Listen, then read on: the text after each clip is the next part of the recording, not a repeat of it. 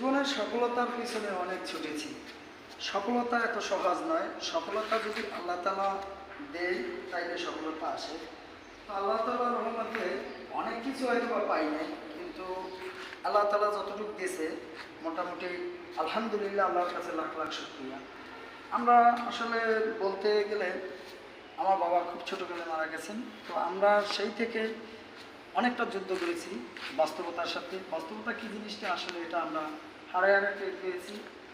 বাবা যখন মারা যায় তখন আমরা অনেক ছোট, অনেক টেনশনে ছিলাম যে আসলে হয়তো বা কীভাবে এই দুনিয়ার সাথে, এত কঠিন দুনিয়া কীভাবে চলবো। আমাদের আত্মীয় স্বজন অনেক ভালো আছে, অনেক এই ছিল, কিন্তু আসলে আপনার আত্মীয় স্বজন যেই থাকুক বা না থাকুক, আপনার জন্য সে কিছুই করবে না। হয়তো বা ফোন দিয়ে মনে করেন সপ্তাহে একদিন একটা ফোন দিয়ে জিজ্ঞাসা করতে পারে যে আপনি কী করেন, খাওয়া দাওয়া করছেন কি না, কীরকম চলেন।